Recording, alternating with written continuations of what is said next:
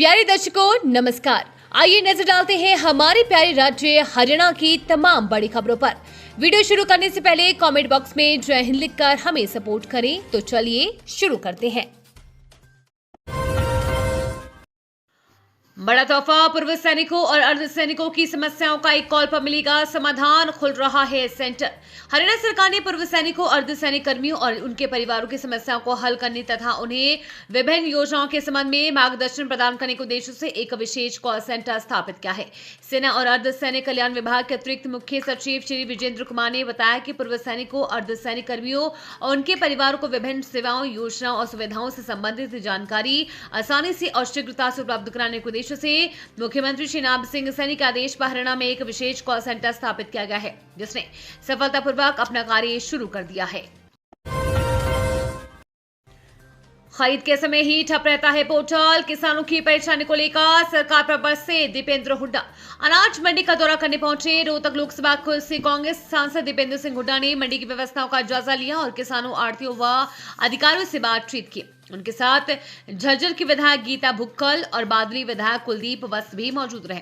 मौके के दौरान दीपेंद्र हुड्डा ने मंडी की व्यवस्थाओं पर नाराजगी जाहिर करते हुए कहा कि यहां हालात बिल्कुल भी संतोषजनक नहीं है।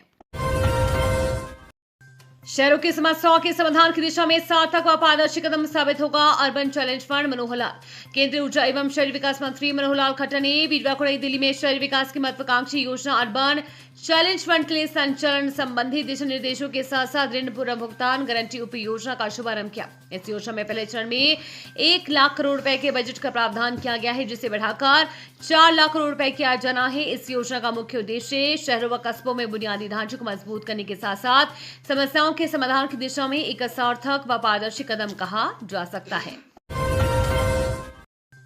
रेणु भाटिया का कड़ा रुख, बदमाशी वाले गानों पर लगेगी लगाम, मामला संज्ञान में आएगा तो होगी कार्रवाई। कैथल पहुंची महिला आयोग की चेयरपर्सन रेणु भाटिया ने नारी शक्ति वंदन कार्यक्रम में अपने विचार रखे और सरकार की महिला कल्याण योजना को सराहनीय बताया।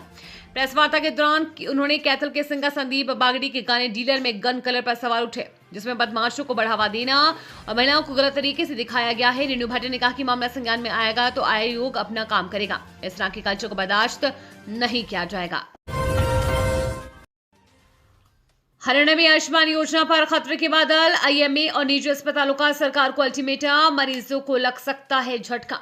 आयुष्मान भारत योजना के तहत निजी अस्पतालों में उपचार कराने वाले मरीजों को आने वाले दिनों में झटका लग सकता है। एक बार फिर से निजी अस्पताल संचालकों और आईएमए इंडियन मेडिकल एसोसिएशन की ओर से भुगतान नहीं मिलने पर नाराजगी जाहिर की गई है। इसके अलावा सीएम नाब सिंह सैनी राज्य सरकार के मुख्य सचिव अनुराग रस्तोगी सेहत मंत्री को पत्र लिखकर उनके सामने पैदा हो रहे हालात के बारे में बताते हुए अपने आने वाले दिनों में उपचार बंद करने की चेतावनी दी है।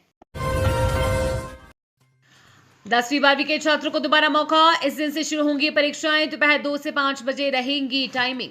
हरियाणा से खबर सामने आ रही है, जहां हरियाणा विद्यालय शिक्षा बोर्ड द्वारा ली जाने वाली द्वितीय वार्षिक बोर्ड परीक्षाओं की तारीख की घोषणा कर दी है। बता दें कि प्रदेश में 21 अप्रैल से 10वीं और 12वीं की परीक्षाएं आयोजित की जाएंगी। जाने परीक्षा की क्या रहेंगी टाइमिंग। ये परीक्षाएं दोपहर 2 बजे से 5 बजे तक 3 घंटे की रहेंगी। ये परीक्षा 1 मई तक जारी रहेंगी। 25 फरवरी से 1 अप्रैल तक आयोजित हुई परीक्षाओं में शामिल विद्यार्थियों को बोर्ड दोबारा मौका दिया जा रहा है।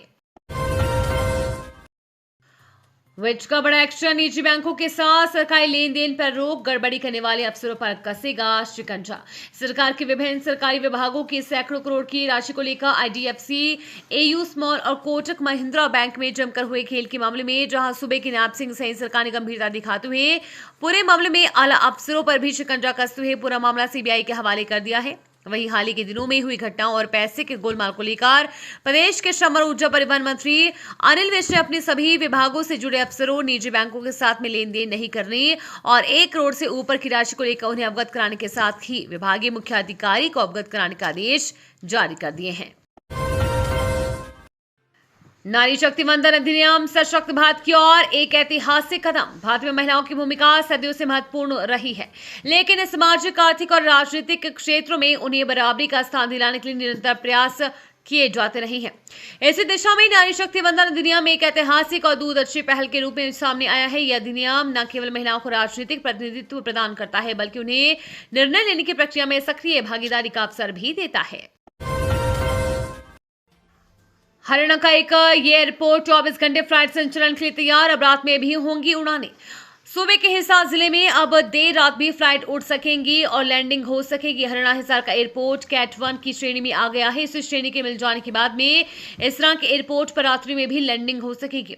विभाग के मुखिया IAS अमनीत P कुमार ने पुष्टि की है। उन्होंने बताया कि लंबे समय से इस दिशा में प्रयास किए जा रहे थे। हरियाणा की नायब सिंह सैनी सरकार ने विदेशी धरती पर फंस जाने और किसी भी कारण से मृत्यु हो जाने जैसे मामलों को लेकर राज्य में कल्याण कोष से मदद की मुहिम चलाई हुई है।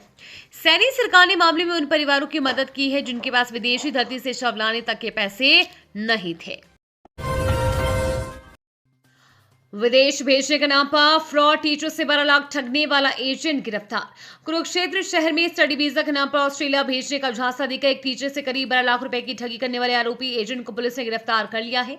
आरोपी की पहचान नीरज वर्मा निवासी निसिंग जिला करनाल के रूप में हुई है। खास बात यह है कि आरोपी के पिता और शिकायतकर्ता एक ही स्कूल में अध्यापक है। जानकारी के अनुसार हरिनगर निवासी चंदगी राम ने पुलिस को शिकायत दी और बताया कि वो अपने बेटे तुषार को स्टडी वीजा पर ऑस्ट्रेलिया भेजना चाहते थे। इसी दौरान उनके दोस्त सतीश कुमार ने अपने बेटे नीरज वर्मा से वीजा लगवाने की सिफारिश की थी। सतीश ने अपने बेटे के ऑफिस का पता, मोबाइल नंबर भी दिया था। इसके बाद नीरज ने उन्हें अपने ऑफिस बुलाकर असिस्टेंट रीतू से मिलवाया। ये थी आज की फटाफट खबरें। हम मिलेंगे अगले बुलेटिन में, तब तक के लिए धन्यवाद और जय हिंद।